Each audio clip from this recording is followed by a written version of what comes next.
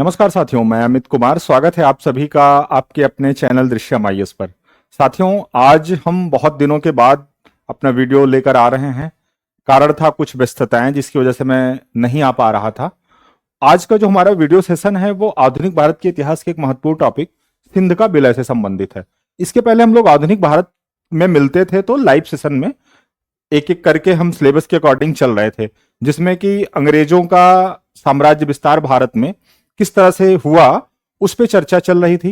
जिसके तहत हम लोगों ने देखा कैसे उन्होंने मैसूर को पराजित किया, मराठों को कैसे पराजित करके आंग्ल मराठा वार के तहत उनको विजित किया, अवध का किस तरह से विलय किया।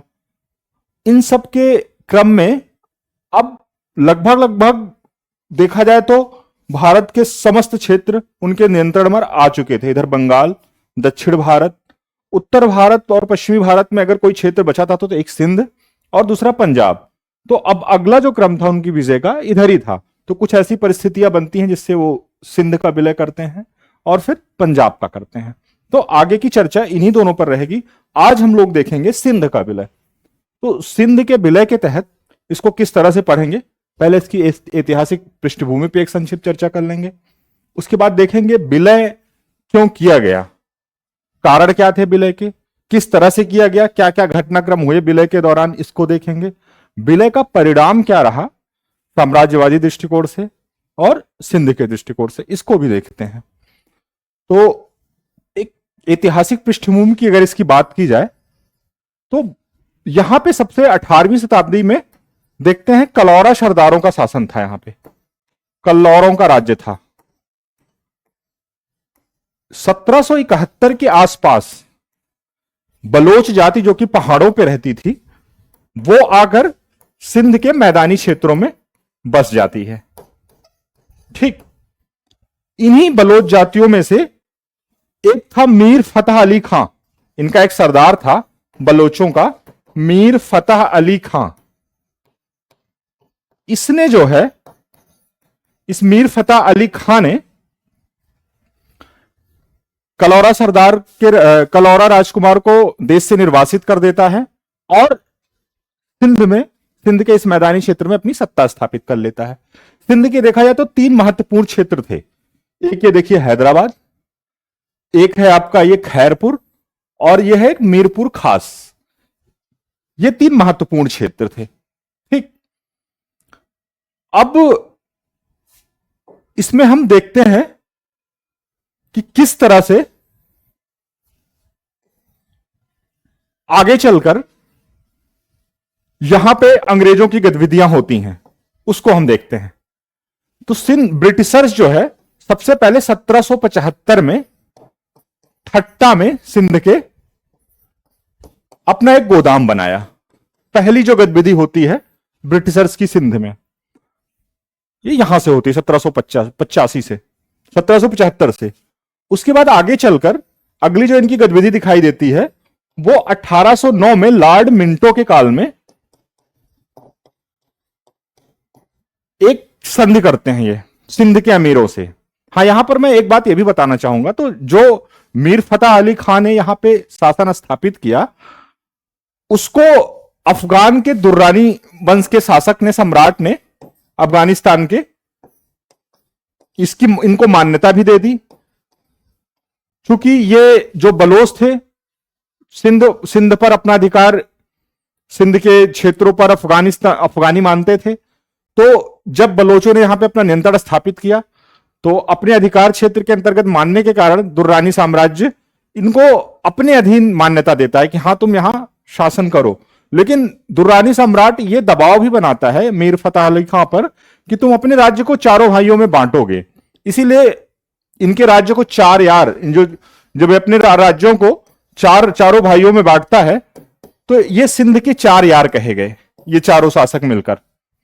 ठीक है, तो 1809 में मैं बता रहा था लॉर्ड मिंटो के टाइम पे सिंध के अमीरों से एक संधि होती है। संधि का कारण था फ्रांसीसी भय, जिसको समाप्त करना चाहता था मिंटो। उसने कहा कि तुम किसी भी फ्रांसीसी को यहां पर बसने की इजाजत नहीं दोगे, किसी भी तरह का, चाहे व्यापारी हो चाहे कोई उसका राजदूत हो, उसको यहां पे बसने की या किसी तरह के संरक्षण की अनुमति नहीं दोगे। यह संधि होती है लॉर्ड मिंटो से अंग्रेजों की 1809 में। इसके बाद जो अगली गतिविधि दिखाई देती है ब्रिटिशर्स की, वो दिखाई देती है 1831 में, लॉर्ड विलियम बेंटिक के काल में। इनके दौरान क्या होता है, विलियम बेंटिक के काल में बेंटिक से रोपड़ में रणजीत सिंह मिलता है। सिख शासक रणजीत सिंह रोपड़ में मिलता है और कहता है कि चलो हम लोग ना मिलकर बांट लेते हैं सिंध को आधा आधा। लेकिन इस बात पर लॉर्ड विलियम बेंटिक सहमत नहीं होता है और आगे वो एक दूत मंडल भेजता है 1832 में, कर्नल पोंटिग्नर को भेजता है संधि के लिए। कर्नल पोंटिग्नर को सिंध भेजता है संधि के लिए। यह संधि क्या थी, यह संधि यह थी कि जो ब्रिटिश व्यापारी होंगे उनको व्यापार करने की अनुमति होगी सिंध में, पर्यटन की अनुमति होगी अगर कोई ब्रिटिशर्स घूमने जाना चाहता है तो, परंतु कोई सैनिक गतिविधि नहीं करेंगे, यहां से सेना नहीं गुजरेगी। ये सारी संधियां थी। इसमें यह भी शामिल था कि किसी वो बाहरी को संरक्षण नहीं देंगे, किसी बाहरी शक्ति को सिंध। ये सारी शर्तें इस दौरान होती हैं 1832 में। आगे चलकर लॉर्ड ऑकलैंड जब गवर्नर जनरल बनता है, उस समय से स्थितियां बदलती हैं, क्योंकि लॉर्ड ऑकलैंड का जो काल है वो है 1836 से लेकर 1842 तक। ठीक है, तब तक यह स्पष्ट हो चुका था कि आगे क्या स्टेप होने वाला है ब्रिटिशर्स का। ब्रिटिशर्स ने लगभग ये निर्णय कर लिया था कि हमें अफगान खतरे रूसी खतरे से निपटने के लिए हमें अफगान पर नियंत्रण करना होगा, और अफगान पर नियंत्रण करने के लिए हमें जो है सिंध एक सप्लाई चेन देगा, साथ में हमें मार्ग देगा हमारे सैनिकों के लिए। क्योंकि इधर देखिए, इधर ये था सिख राज्य, डोगरा ये क्षेत्र है, इस पर भी सिखों का नियंत्रण था। तो इधर से सिख इतनी मजबूत स्थिति में थे कि अभी वो ब्रिटिशर सेना को यहां से गुजरने ना देते, मार्ग देने को तैयार ना होते। तो अब रास्ता यही बचा था कि वो सिंध से होकर अफगान तक पहुंचे, और अफगान को वो बफर स्टेट बनाना चाहते थे रूस से निपटने के लिए। क्योंकि जब यहां पे उनका नियंत्रण हो जाएगा, उनका अधीनस्थ शासक हो जाएगा, तो रूसियों का नियंत्रण यहां होना मुश्किल होगा और उन्हें एक वैज्ञानिक सीमा प्राप्त हो जाएगी। इस कोशिश में अब मार्ग तलाशने के क्रम में धीरे धीरे एक एक करके वो संधियां थोपते हैं। और मजे की बात यह देखिए, सिंध पे जो भी संधियां थोपी जाती हैं शुरुआती चरणों में, वो कभी किसी चीज के लिए मना नहीं करते। आप जिस तरह की भी संधियां ब्रिटिशर्स लेकर आते हैं वो तैयार हो जाते हैं। तो अब हम देखते हैं ऑकलैंड के काल से 1836 से 42 से जब स्टैंड क्लियर हो जाता है कि उन्हें अफगान पर नियंत्रण स्थापित करना है, तो अब उनका अफगान पर नियंत्रण के लिए सिंध पर कड़ी शर्तें थोपना, अपनी साम्राज्यवादी शर्तें थोपना एक तरह से मजबूरी हो गई, ये दिखा रहे हैं। ठीक है, तो यहां से हम विलय के कारणों को देखेंगे। अगर पिन पॉइंट में कारणों को बताया जाए तो पहला कारण रूस का भय, रूस के आक्रमण का भय। ठीक, सिंध के विलय का पहला कारण रूस के आक्रमण का भय। दूसरा क्या कारण, आर्थिक कारण भी थे इसके। जैसे सिंध जो था वो एक उपजाऊ क्षेत्र में था, वहां की मिट्टी बहुत उपजाऊ थी, तो उससे उनको भू राजस्व की प्राप्ति होती खूब। दूसरा, संसाधनों की प्रचुरता थी, उसकी प्राप्ति होती। इसके अलावा आबादी अच्छी खासी थी, जनसंख्या से लाभ यह था कि व्यापार का लाभ था कि ज्यादा से ज्यादा वस्तुओं का विक्रय होता। और यही नहीं, इस रास्ते से वो मध्य एशिया तक उनकी पहुंच बढ़ रही थी, मध्य एशिया तक पहुंच भी हो रही थी कि वहां तक वो अपना व्यापारिक मालों को पहुंचा सकते थे, व्यापार कर सकते थे। तो इन सब कारणों से उन्होंने विलय किया। विलय होता कब है? अगर इसकी बात की जाए तो ये अभी आगे हम इसकी चर्चा करेंगे, किस तरह से इन्होंने विलय जब किया। ये विलय हुआ 1843 में। उस समय गवर्नर जनरल था लॉर्ड एलनबरो। ऑकलैंड के बाद वो आता है एलनबरो, और उसका सेनापति बनता है चार्ल्स नेपियर। चार्ल्स नेपियर के नेतृत्व में यह अभियान होता है, ठीक है। और 1843 तक, अगस्त 1843 में इसका विलय कर लिया जाता है। अगस्त 1843 में गवर्नर जनरल था उस टाइम पे लॉर्ड एलनबरो। तो ये कारण स्पष्ट हो गए। अब विलय के जो घटनाक्रम है, किस तरह से घटनाएं घटती हैं, उसको देखते हैं। तो ऑकलैंड के काल में दो बहुत ही स्पष्ट संधियां होती हैं, दो अलग अलग गुटों से। एक संधि होती है वो सिंध के अमीरों से, जिसमें यह कहा जाता है कि वो हैदराबाद में एक अपना रेजिडेंट रखेंगे ब्रिटिशर्स। पहली शर्त यह थोपी जाती है, हैदराबाद में रेजिडेंट। दूसरा ये इन पे कि अगर आपका सिंधों से झगड़ा होता है, संघर्ष होता है, अगर आपका सिखों से संघर्ष होता है, तो आप ब्रिटिशर्स की कंपनी की मध्यस्थता स्वीकार करोगे। सिखों से संघर्ष की स्थिति में कंपनी की मध्यस्थता स्वीकार करोगे, ठीक। यह शर्त रखी जाती है सिंध के अमीरों से। दूसरी एक और ये संधि करते हैं। तीन तरह की संधियां इस टाइम आपको दिखाई देंगी त्रिपक्षीय। दूसरी संधि ये करते हैं शाह शुजा से, जो कि अफगान का ये राजकुमार था। अफगान में उस समय शासक था दोस्त मोहम्मद, लेकिन अंग्रेज इसको समर्थन दे रहे थे। कह रहे थे कि जब हमारा अफगान पर नियंत्रण हो जाएगा तो हम तुम्हें शासक बनाएंगे। तो इससे यह संधि करते हैं कि जब तुम शासक बनोगे तो सिंध पर जो तुम्हारे कर के अधिकार हैं वो तुम छोड़ दोगे। कर के अधिकार को तुम छोड़ दोगे, ठीक, छोड़ दोगे, ये कहते हैं इससे। और इसी समय सिखों से भी संधि करते हैं, रणजीत सिंह से भी संधि करते हैं ब्रिटिशर्स। रणजीत सिंह से भी ये कहते हैं कि जब तुम्हारा सिंध से संघर्ष होगा, सिंध के अमीरों से, तो तुम मेरी मध्यस्थता स्वीकार करोगे, ठीक। इस तरह से अलग अलग संधियां करके वो जाल बिछा रहे थे, किस तरह से हमें सिंध पर अधिकार करना है, जिससे इधर सिंध से संघर्ष हो तो रणजीत सिंह तटस्थ हो जाए। शाह शुजा जो है, जब इनका सिंध पर नियंत्रण हो जाएगा तो शाह शुजा को किसी तरह से अफगान को कर की देने की जिम्मेदारी ब्रिटिशर्स पर नहीं रहेगी, तो ज्यादा से ज्यादा उसका आर्थिक लाभ ले सकेंगे।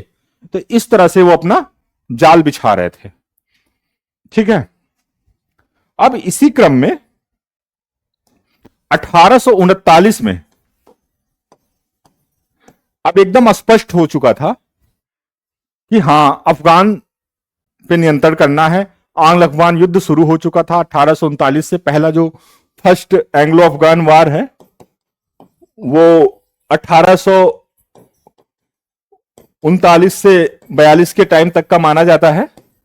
तो 1839 में जब युद्ध की पूरी तैयारी शुरू हो चुकी थी तो एक और संधि करते हैं। यह संधि थी अमीरों से सिंध के, जिसमें कहते हैं कि यार जो 1832 की संधि थी अब हम उसको नहीं मानेंगे, उससे आगे बढ़ चुके हैं। अब जो संधि होगी उसमें यह बातें होंगी कि खैरपुर, शिकारपुर, भक्कर, इन जगहों पे हमारी सेनाएं स्थापित होंगी। सेनाएं यहां पे सैनिक अड्डे बनेंगे, ठीक है। इसके अलावा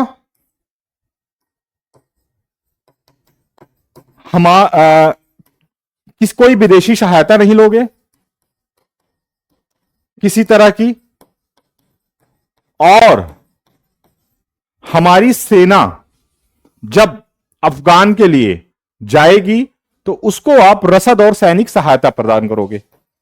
अफगान संघर्ष में सेना को रसद और सैनिक सहायता प्रदान करोगे।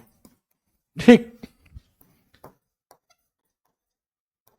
यह संधि 1839 में नई संधि थोप दी जाती है। अब स्पष्ट हो चुका था, और इस क्रम में इस तरह से जो नियंत्रण स्थापित करते हैं, और उधर 1839 से 1842 में अफगानिस्तान में युद्ध होता है, जहां पे अंग्रेज उलझ जाते हैं। युद्ध में हालांकि शाह शुजा को, दोस्त मोहम्मद को पद से हटाकर शाह शुजा को वहां पे शासक बना देते हैं, लेकिन जैसे ही अंग्रेज आते हैं फिर से वहां विद्रोह हो जाता है और शाह शुजा को जो है मार दिया जाता है। तो एक तरह से ये पूरा अभियान इनका असफल हो जाता है। अब इस बेइज्जती से भी निपटना था उनको। एक ये भी कारण बनता है सिंध के विलय का कि वो अंग्रेजों को, ब्रिटिशर्स को ये लग रहा था कि हमारी प्रतिष्ठा, लोगों में ये लग रहा है कि हमारी प्रतिष्ठा बहुत गिर चुकी है, हम युद्ध में हार चुके हैं, तो मुझे अपनी ताकत को, हमें अपनी ताकत को एक बार फिर से दिखाना है कि नहीं, हम कमजोर नहीं हुए हैं। तो उस वर्चस्व को दिखाने के लिए भी उनको सिंध का विलय करना जरूरी हो गया। तो अब 1842 के बाद लॉर्ड एलन बरो गवर्नर जनरल बन के आता है 43 में। ठीक है, लॉर्ड एलन बरो गवर्नर जनरल बनता है और चार्ल्स नेपियर नियुक्त होता है कमांडर। सेना तैयार थी, पूरी तैयारी थी कि अब हमें सिंध का विलय कर लेना है।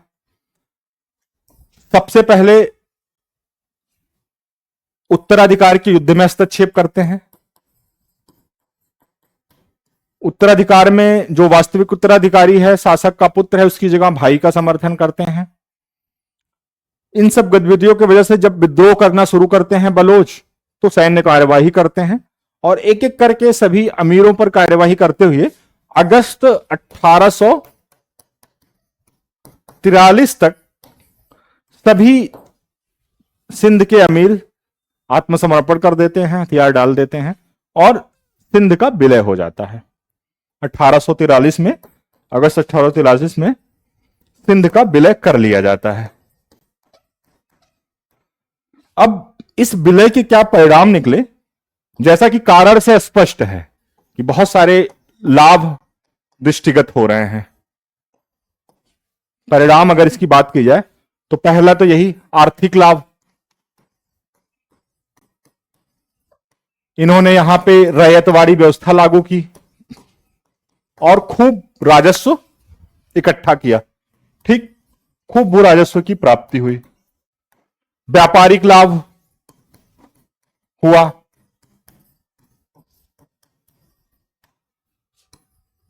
वर्चस्व स्थापित हुआ, जो अफगानिस्तान में हार के बाद एक बार फिर से,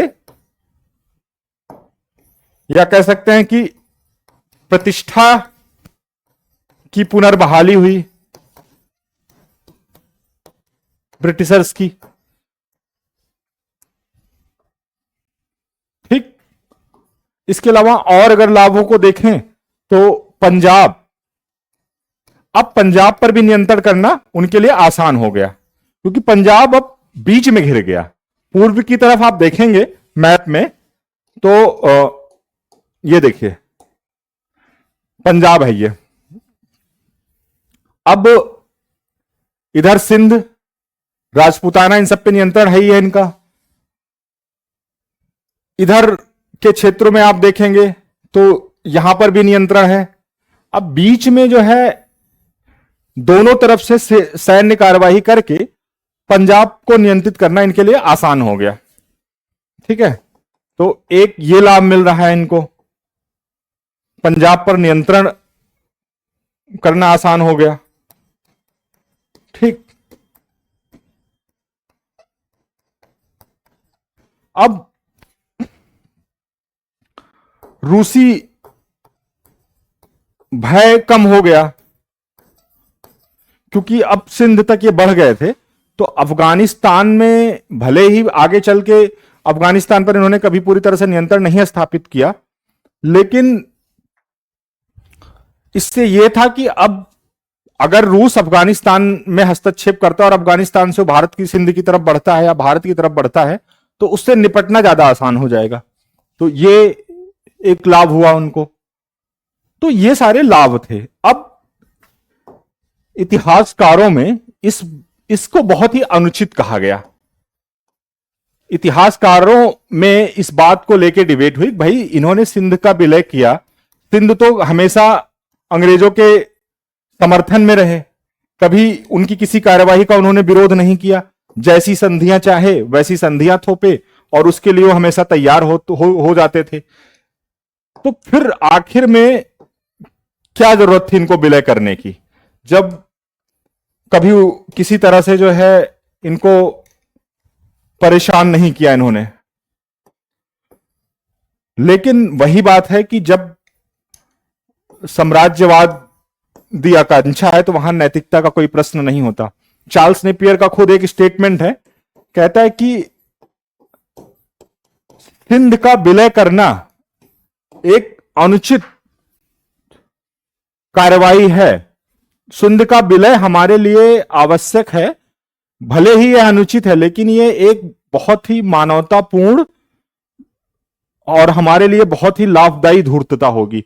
इस तरह का स्टेटमेंट है, यानी कि वो खुद महसूस कर रहे हैं कि हम सिंध का जो विलय कर रहे हैं वो पूरी तरह से अनैतिक है और अनुचित है, लेकिन वो अपनी साम्राज्यवादी आकांक्षा और उसके लोभ से दबे हुए थे और आगे बढ़ते हैं, सिंध का विलय कर लेते हैं अगस्त 1843 में। तो ये टॉपिक उम्मीद करता हूं क्लियर हो गया होगा। अगला जो हम सेशन लेकर आएंगे वो आंग्ल अफगान, जो किसी से रिलेटेड है, तो अंग्रेजों और अफगानों के जो 3 युद्ध हुए थे उसकी चर्चा करेंगे। इस तरह से एक एक करके जो साम्राज्य विस्तार के सारे टॉपिक कवर हो जाएंगे, फिर हम आधुनिक भारत में आगे बढ़ेंगे और कोशिश रहेगी कि हमारे 1-2 दिन का भले अंतराल हो जाए, हम आगे वीडियो जारी रखेंगे। और आप लोग प्लीज चैनल को सब्सक्राइब करिए, हमारे साथ जुड़िए और हमें समर्थन दीजिए। धन्यवाद।